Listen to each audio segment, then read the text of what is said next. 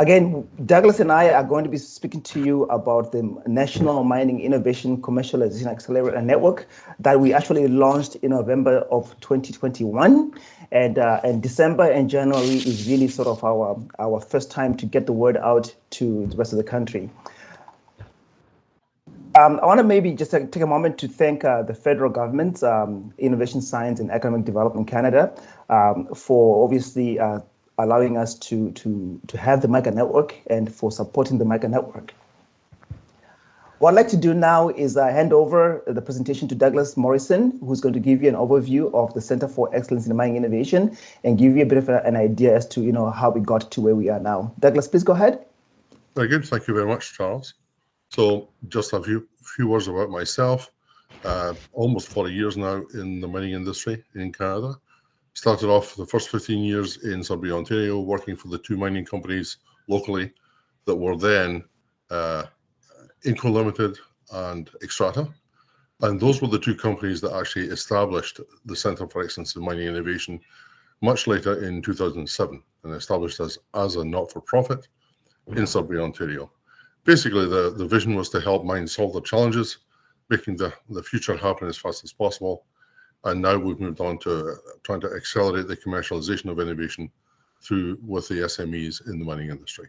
So the mission really was to find more ore, mine it more safely and effectively, generate more value from mines, have a more benign impact on the environment, and a more beneficial impact on communities for the mining industry globally. So that was our mandate. If you move on, Charles. So I started in the mining industry in Sudbury, but then became a consultant with Golder Associates working internationally. And then after 15 years of that, then came back to Sudbury to join CEMI to drive forward on the process of innovation and research. So we started off by making a distinction between research and innovation. Research, as you know, produces new knowledge because that's why people get MScs and PhDs. But innovation really is about creating a new business out of those research ideas. And so we've always used the technology readiness levels as a way to explain where CEMI sits in the whole scheme of things. So there are many, many people doing very good, excellent research projects, and we've basically focused ourselves now at CEMI on the middle stages of the whole innovation process from TRL 4 through to TRL 8. And that basically means program management to support SMEs in particular and help them through the innovation process and now helping them through the commercialization process. With our first network, the Ultra Deep Mining Network, we also realized there were lots of innovations happening in other sectors of the economy that can contribute to mining. And so rather than just focus on mine service and supply companies in the mining sector, we now try to connect into the cross-sector companies as well. So that's where we are. If you press the button, Charles, we'll move on. We've also tried to focus our attention on larger projects that are trying to double or triple the performance of any aspect of the mining operation or decrease the cost to 50% or even to 1/3 of the cost of the current cost. And so those are the kinds of targets that we've had in the past as CEMI. And in developing the new MICA network is both a program for supporting research projects for SMEs, but also, given our experience with the Ultra Deep Mining Network, we recognized that there was a need for an organization to provide services to those SMEs to help them better be prepared for commercializing their new products and services. And that leads on directly to what Charles is all about. And I will now hand it over to Charles to talk about, first of all, the service. Thank you, Charles. All right, thank you. Okay, so I guess, as CEMI has evolved over the last 14 years, we've come to realize that, the mechanism, I'm getting an echo. Right, okay, so over the last 14 years, the Center for Excellence in Mining Innovation has really honed in on packaging its value proposition into 4 distinct services. And one of those services is obviously the innovation scouting, where we go out into the world to understand what technologies are emerging from the different, sources of innovation. And so we do that. People do come to our door with ideas and present them to us, and we evaluate them and validate them, and also share them with others. We also do challenge identification, which is really a process of trying to understand exactly where the issues are within the industry and also within the SMEs, so that we can better identify how to best help where we can.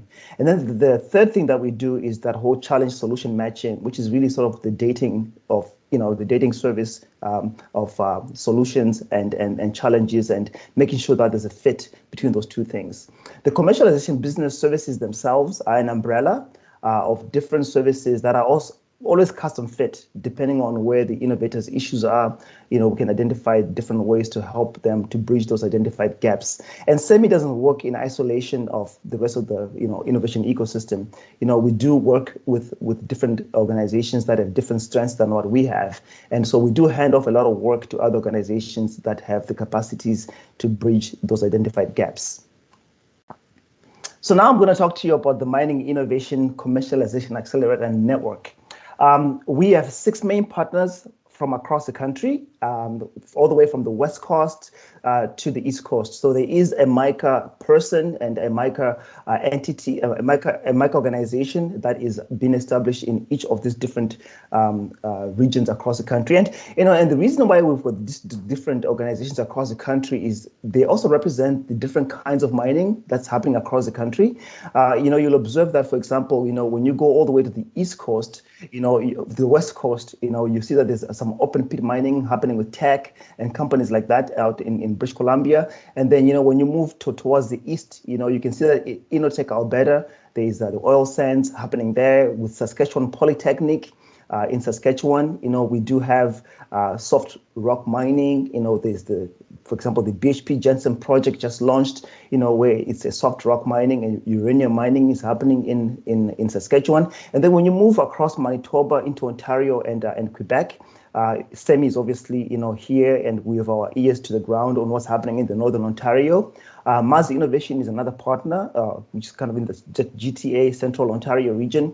And then we've got like Group MISA, which is representing the Quebec and mining in Quebec. And obviously we all know that Quebec is very active in mining, all types of mining. There's lithium mines in Quebec. In fact, one of the things I found out is that Quebec is the largest supplier of granite, in case you didn't know that, for Canada. So there is mining happening in Quebec, precious metal mining in Quebec as well. Agnico Eagle, a company that is probably one of the fastest growing mining companies in Canada, and they're doing a great job. And then in the East Coast, we've got the College of North Atlantic, which is representing what's happening in the East Coast of Nova Scotia, and also covering some of that whole New Brunswick area. So with these 6 main partners across the country, any main partner that borders any of, for example, BC bordering the Yukon, and with Alberta, Saskatchewan, and kind of Ontario with the Nunavut regions and Northwest Territories up above Newfoundland as well. So we do cover the territories as well through our main partners. One of the questions that I always get asked is, how did we select these main partners across the country?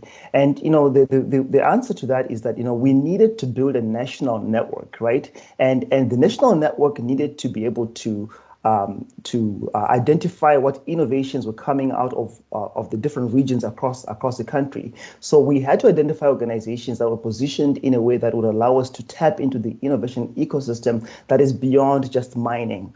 So this is why, the main partners that you see have been selected. They were selected because they would have their pulse on the innovations happening in their own regions, and at the same time be able to make the connections with the mining specific entities within their own regions. And again, I think I mentioned that, we wanted to have that national distribution of mining across the country so that we can have all of the types of mining and the different regions being covered through the main partners. The main partners will be responsible for supporting and hosting network activities within their own regions, and at the same time being able to make sure that we're sharing what's happening in the different regions. Canada's one of Canada's best kept secrets is the innovation capabilities that are across the nation. And so we want to be able to bring these innovation capabilities to surface and share them with the rest of the country.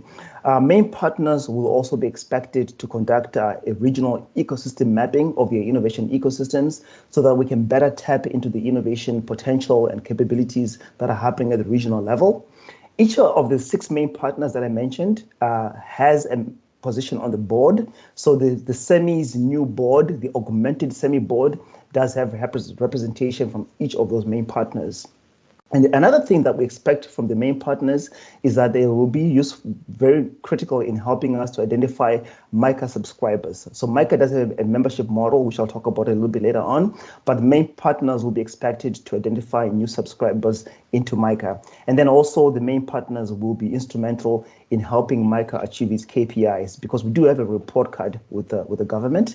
The $40 million that is being set aside for MICA, we have some conditions around how we get that money and how we distribute that money. So the main partners, the 6 across the country, will play an instrumental role in making sure that we're achieving the different KPIs that are necessary to successfully run this program.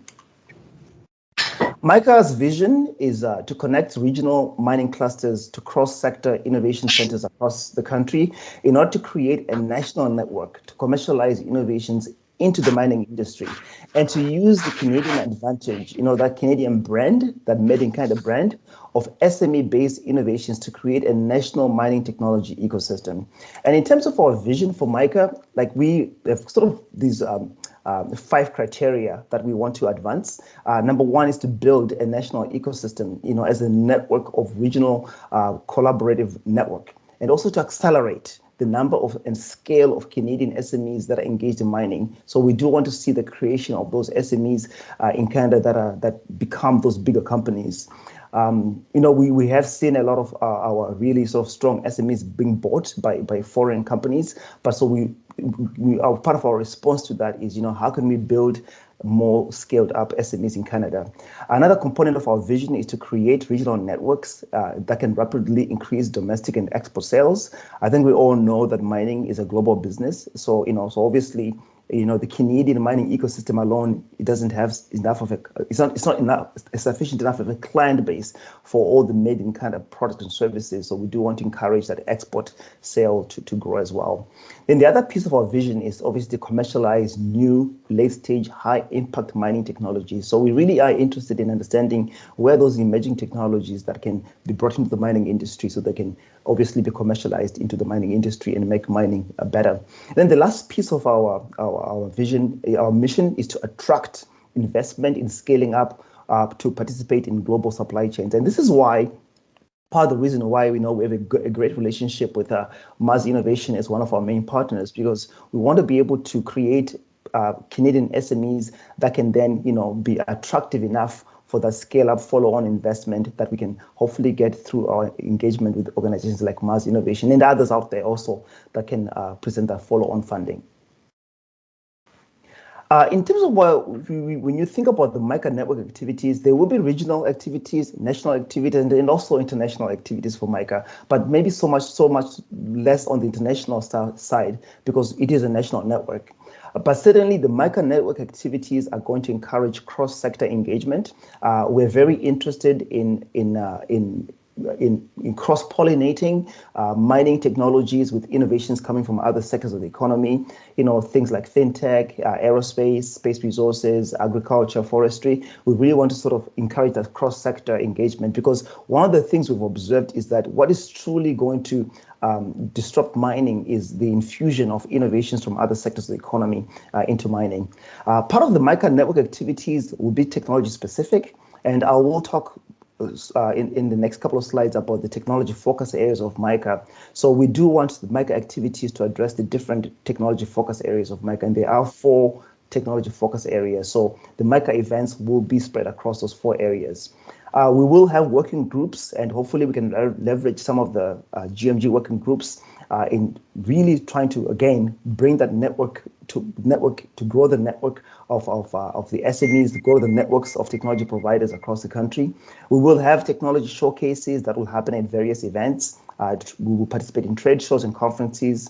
For example, participating in PDAC, CIM, and participating in other, regional and national events where we can showcase innovations that are emerging out of the mining industry. Through working with Micas Innovation and other organizations, we will be participating in demo days. And also, we are very open to custom events that are maybe technology specific or subject matter specific. And we will be hosting a few different webinars such as this one and other webinars that will be specific to the different areas of interest that MICA is going to be working in as well. One of the questions we get asked is, what are the commercialization services that MICA is planning to offer? And I want to start off by saying that MICA is not the being and end all of commercialization support services for the Canadian mining sector. But certainly, there are some areas where MICA wants to be very active in. And what we intend to do is that where MICA's capacities fall short, we will be augmenting these capacities with the different other technology and innovation service providers that are across the country. So one of the elements that we're going to initiate is our commercialization readiness assessments, where any SME that comes into MICA, will assess them on about 8 different criteria to help them to better understand where some of their gaps may be in their capabilities to move innovation forward. We'll also offer custom business support services that are also, again, based on what we get out of those assessments. And we will be also helping with technology development. One of the things that we will also be doing is evaluations and validation of technologies to make sure that technologies are a good fit for end users. And things like client testing and adoption, we will be advancing these forward using the different test beds that are out there, including, organizations like, for example, NORCAD that have an active test mine, and also, using organizations that have maybe like the 5G test bed networks to really get technology to advance forward in a faster way. Because I think, if you ask anybody in the innovation space, they'll tell you that, if you can demonstrate your technology, it is surely on the critical path towards adoption to be able to demonstrate it in as near a real world environment as possible. We'll also be making sure that we are participating in the knowledge transfer and tech transfer. We have observed that one of the reasons why technology suffers in terms of adoption is that there's a knowledge gap that is sometimes a little bit too big. And if you can help close that gap, things can move forward in a faster way. We will be assisting MICA members with intellectual property navigation, again, utilizing a plethora of resources that are internal to MICA and also external. Many SMEs that I come across that have an innovative solution always ask for introductions to end users. So MICA will play a role in that, in introducing different technologies to the different end users, and also not only to the end users, but also to people that may be collaborators that can maybe use these technologies as part of an existing solution. Another component of MICA is obviously the funding support. I think about $30 million of the 40 is going to go directly towards technical projects. And we will be augmenting the 30 million of MICA funding with private sector investments that we'll be able to attract into MICA. The other piece that I think is really important is that, made in Canada technologies do the global market. So we want to make sure that we're working with organizations and, the trade commissioners, for example, EDC, and organizations that, have an export development mandate to make sure that these emerging made in Canada solutions are finding homes in other countries. Partnerships in collaboration is key to MICA. And so part of our services is going to be make sure that we are linking these different partnerships.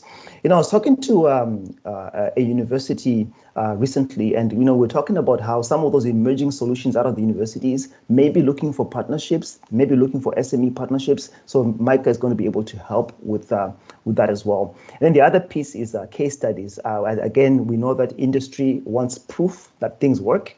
So we will be doing our part to help advance case studies that can make a better case for innovations as they move forward. So the MICA 4 technology focus areas are productivity, energy, smart, and environment. And the way we arrived at these 4 areas is through really, listening to the industry and asking the industry to validate that these areas were indeed the areas we should be focusing on. And I think if you do a little bit of research, and you look at the trends that are being sort of shared by companies like Deloitte, like McKinsey, like Ernst & Young, KPMG. You'll see that these 4 areas are really the areas where mining wants to make progress. So on the productivity side, we want to increase mine productive capacity at a lower cost. On the energy side, we want to make sure that we have more efficient use of energy, and we want to make sure that things like GHG emissions are being addressed, and also that mining is just a more effective end use of energy. And I think we all know that mining is a big user of energy, in particular when it comes to breaking those rocks down to size, so the comminution. So we all obviously are looking at technologies that are going to allow mining to be more energy efficient. The other area is smart digital technologies, and this is really an overarching piece, right? Because everything in mining has that smart piece to it. But we do know that the trajectory for mining, the trend, the future of mining is remote, autonomous. And so MICA wants to identify those emerging technologies that are going to allow us to issue out that mine of the future. And then the last technology focus area, and these are not in any order, by the way, the last technology focus area here is the ability for us to identify emerging solutions that are going to reduce environmental risk and long-term liabilities. What I'm going to do now is sort of show you a listing of the types of solutions that could be interesting under each of these focus areas. I'm not going to read every one of them, but I'll just kind of touch on some of them so that we can all get a flavor for what we're going to be looking for. So MICA is interested in technologies that will help increase mine productive capacity. And some of the examples of these technologies are, for example, smaller, faster, more effective equipment, technologies like ore sorting technologies, ore upgrading technologies, technologies that can help us to advance first preparation technologies, rapid development technologies. And I think, just by looking at what's happening in the media, there's a project being done by Vale and Komatsu and some other partners on mechanical rock excavation, which is another emerging technology, which is going to allow us to be able to do mining in a very different way and in a more effective way. So you can see from this list here that there's a plethora of different types of technologies and families of technologies that we're looking for that we think can make mining more productive. And, I was asked recently about, the technology readiness level, is it strictly the 6 to 8? And I think one of the answers to that is that, look, if you can demonstrate that your technology can quickly move up the TRL scale towards commercial adoption within the timeframe of MICA, that can be a very interesting MICA project for sure. So this is the first technology focus area. The second technology focus area is the energy reduction, energy consumption, and energy reduction and GHG emission theme. And some of the examples in this area are things that we all know, like ventilation on demand, for example, utilizing mine automation technologies, utilization of, for example, UAVs, drones, as opposed to helicopters and fixed wing planes.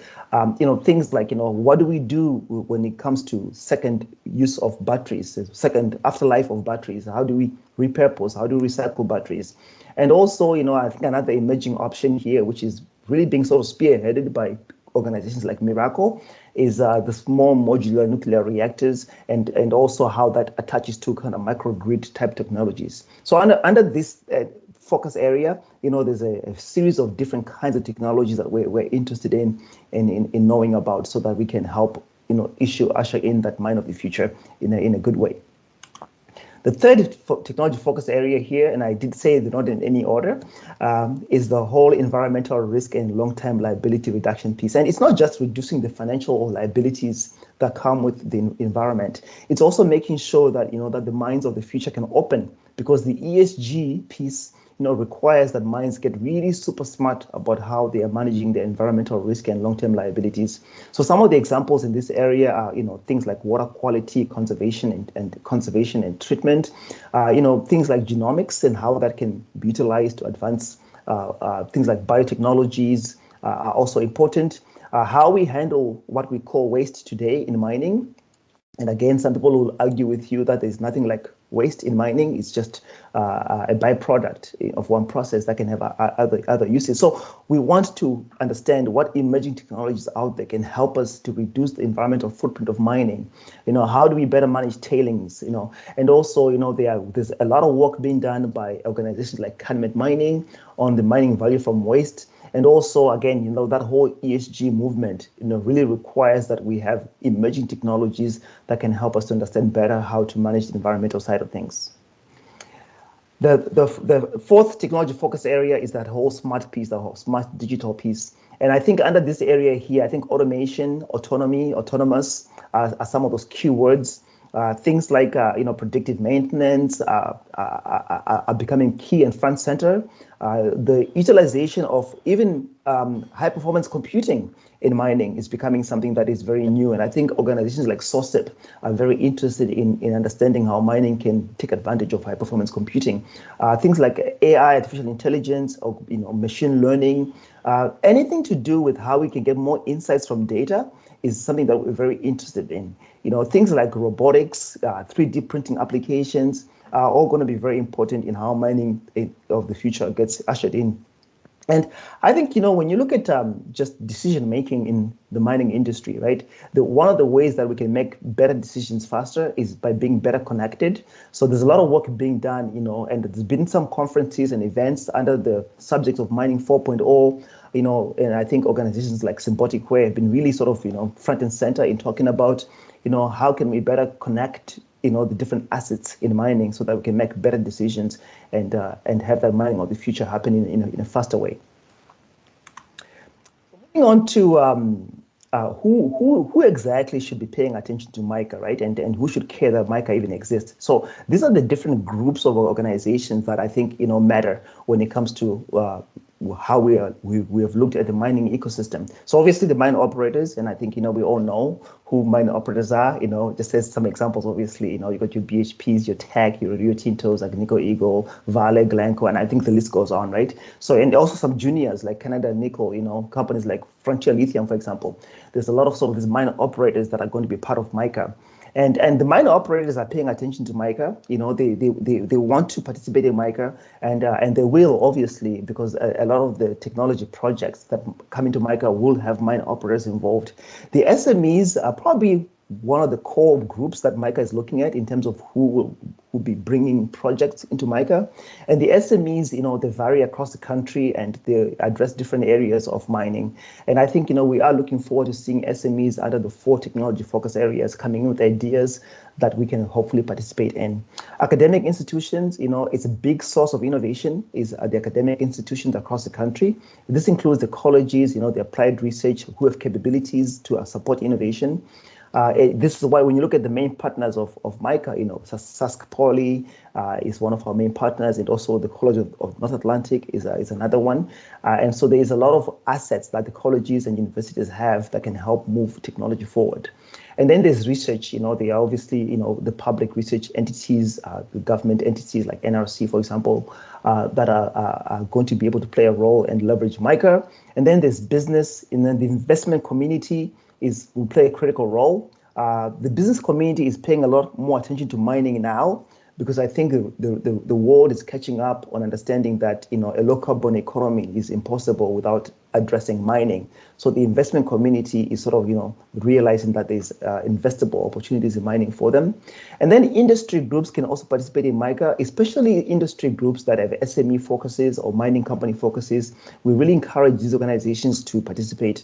I want to just say that any group out there that maybe wasn't necessarily involved in MICA at the beginning, the door is actually wide open for these groups to come in and work with us in MICA. There's not a single organization in Canada that we don't think should participate in MICA. We open the door to all of them to participate.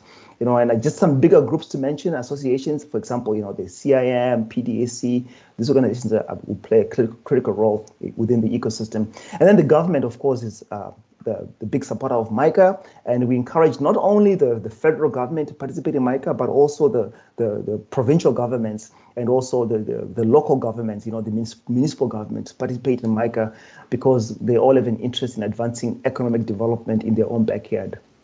We also have a wide open door for any accelerators and incubators to pay attention to MICA, to be a part of MICA, and any other not-for-profit entity out there that is part of the ecosystem of supporting innovation into mining. We encourage these organizations to also participate in MICA. So by looking at these different types of organizations, you can see that MICA is really looking to network the ecosystem that supports innovation into mining nationally. One of the questions we always get asked by mine operators is, okay, well, what are the benefits for mine operators to participate in MICA? So I'm talking specifically here to operating mines that have active mines, across Canada and globally. Why should they bother with MICA, right? So one of the benefits is early adoption of technologies that are emerging technologies, which can actually give competitive advantage and allow these operators to run their operations in a more effective way. Also, operators can have their sites be used as demonstration sites for these new and emerging technologies. And also, they can tap into MICA as a source for innovation solutions. They can seek new solutions through MICA and find new innovative solutions through MICA. Leverage funding has always been something of interest to advance innovation. People always say that during tough times, one of the budget items you get cut is the innovation budget, right? So obviously, it is an area of interest for mine operators to pay attention to where they can leverage not only the funding, but leverage the expertise that are within the MICA network. Then the last piece to mention on the mine operators piece is that they can tap into MICA as a place to engage in the network activities. And these network activities will not only make these operators more visible, but it will allow them to also become recognized, and it will help with their PR, and it will also help the mining companies to have the expertise that they have in their own organizations augment their skill sets by being a part of these network activities.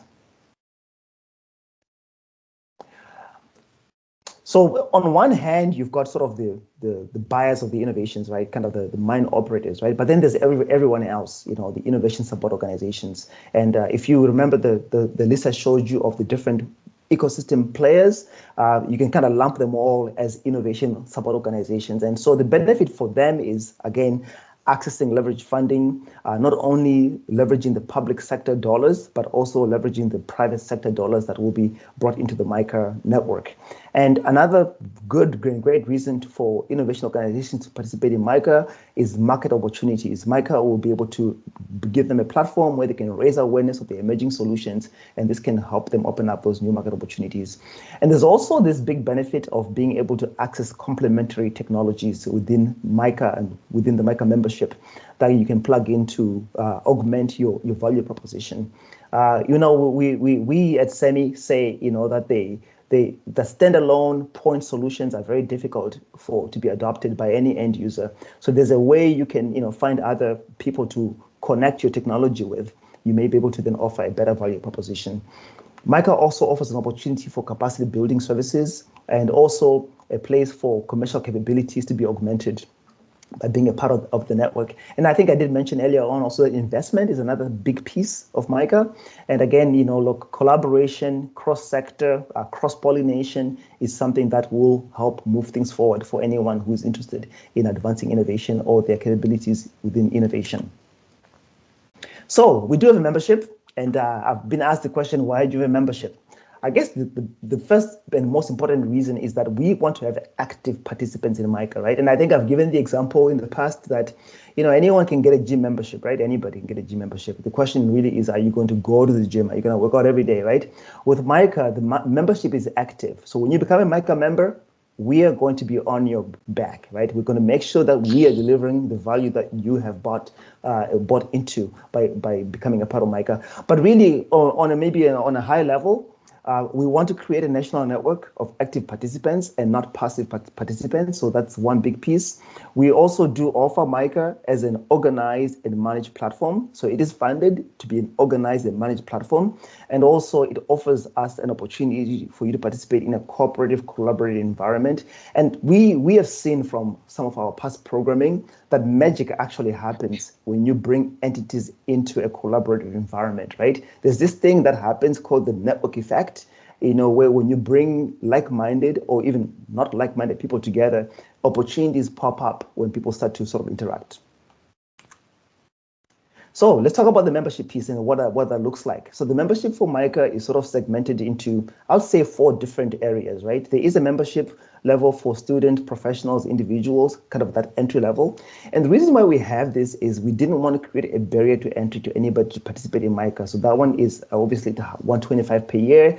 And we do have an associate membership level for MICA, which is at $850 per year. And that associate allows an organization that doesn't necessarily want to get MICA funding to participate in MICA. And we are looking at international membership because we do see room for international technologies that may want to leverage the Canadian ecosystem in how they sort of bring the technologies to light to also work with us in MICA. And there are other international organizations, for example, like a MIRA, or the work that's being done in Sweden or Germany or in South America, where there's international organizations that could be a part of MICA to present a win-win way for made in Canada technologies to access those international markets.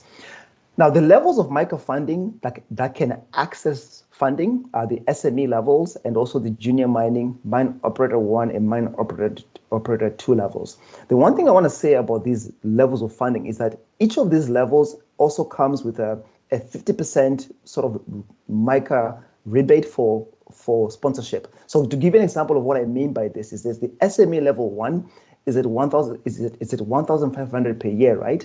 But $750 of that 1.5 can go towards sponsorship of a MICA activity or an event. So an SME level 2, again, it's $5,000 per year, but $2,500 can go towards sponsorship of any MICA event or activity that's happening with the MICA. And the distinction between SME 1, 2, and 3 are the commercialization features that come with the different services. We know that some SMEs have a really strong business development arm internally, but we also know that some SMEs, the CEO is the technology person, is the business development person, is the everything person, right? So we do see that some SMEs do need capacities to strengthen their business development capabilities. So that's why we've got this kind of offering of the SME level 1, 2, and 3 for SMEs. The junior mining company membership at $8,000 per year is one that we put together because we didn't want to create a barrier to entry for those companies that are not yet operating mines, but are junior mining companies that are moving towards that place. And also wanted to make sure that the junior mining exploration companies, which there's a lot of those companies, had a way to be able to know what emerging technologies can maybe help sweeten their value propositions to investors as they want to see new mines come out of the assets that they have. The mine operator membership levels, there's two types, two distinct ones, one at $25K and one at $35K. So the $35K one, again, $1,750 of that is sponsorship dollars that can go towards any MICA event. But the real distinction between the two is that we would like to take technology roadmaps from mine operators and look at those technology roadmaps in the context of the MICA technology focus areas and be able to communicate those technology roadmaps that the mining operators have with the MICA ecosystem so that we can identify those solutions that the companies are looking for. We have seen a few technology roadmaps already from mining companies, and they do have that kind of 5-year plan, 10-year plan. And we all know right now, with some of the work being done by, for example, the ICMM, mining companies are setting targets for scope 1, scope 2, and scope 3 emissions, but they also are timing this, right? You've got 2030 targets, 2050 targets. So through MICA, we're going to be able to help mining companies to be able to identify those emerging solutions that can help move things forward. Now, how do you join MICA? It's a very simple process. It starts off by you requesting membership. You can go to the MICA website, which I'll show you in the next slide, and you can just fill out a very simple form to request membership. And then what will happen is the CEMI team, the MICA team, will then get back to you, and then we'll kind of coordinate how we can assess your eligibility. And this will be done through a bit of an interview process. So, membership in MICA, you can't just buy it online, right? We have to interview you and get to know who you are so that we can then have an approval. And once we approve you for membership, you then go through the whole payment process. And then following that payment process is the onboarding piece. And the onboarding piece is actually going to be a lot of fun because that's where we get to talk to you more fully about who you are and about your profile, your innovation profile, your service profile. We want to take advantage of the digital technologies out there in how we take your data, put it in the portal so that we can establish those connectivities in a smart way. just to show you the example of our website, it is bilingual. So if you speak French, just go on our website, on the MICA website, click on that French button, and everything will become French for you. And it is at micanetwork.ca, and you can see the Resio RCM is also a link with the .ca on it as well. So one of the questions, and I think this is my second last slide. One of the key questions we've been asked by people is, okay, tell me about the call for proposal process. How does that work, right? And I want to start off by saying that, of the $30 million that we intend to distribute over the 5 years, we are looking to do about 30 cents to the dollar, right? So we're looking to do about a third at the most, right? And the reason for that really is that, number one, we have a target to meet with the government in terms of what we're promising to leverage of the government investment, and also want to make sure that the 30 million goes the distance, right? In terms of project size, I've been asked this question by many people. What is the project size that we're looking at? I would say maybe at the low end about 100K, but on the high side about 2.5 million, maybe even 2 million is what we're looking for, so that we can, again, so that the money can go the distance, right? So the way that the call for proposal process is going to work is we are planning to issue our first call for proposals. I'm going to say at the beginning of February, end of January, maybe, but beginning of February is we want to issue our first call for proposals. And it's going to be a staged process, right? So stage one is going to be an initial application where we're going to sort of evaluate, what it is that you intend to do as a project. So it'll be very simple, maybe a 4-page document. And we'll have guidelines for you so that all the FAQs can be answered there as well. And then once we do that phase one, we're going to use a transparent selection process to select who then goes to full application. And then we'll invite a few of the ones that come in under phase one to come into full application. And again, remember, to submit a proposal into MICA, you have to become a MICA member, okay? So phase two, we will select the full application, again, using a very transparent project selection process, which is going to be comprised of, tapping into industry expertise to make sure that we're selecting the technologies that are going to have the best potential for success. And then following that is going to be obviously an approval process where we will have an agreement signed with you, and also, the announcements for who gets funded. So basically, this is sort of the process that we intend to do. There's a bit more detail to all this, but again, I want to make sure that I'm just summarizing for now what it is that we intend to do with our call for proposal process. And as I said, that was going to be my second last slide, and this is my last slide. Again, I just want to thank everyone for coming online and hearing us talk to you about MICA and to present this Canadian opportunity. And really, look, the door is wide open for collaboration. So please don't be shy. You know what? If you hurt my feelings in the past, all is forgotten. Come on over. Let's talk about MICA. Let's build the future of the Canadian mining industry together. Thank you.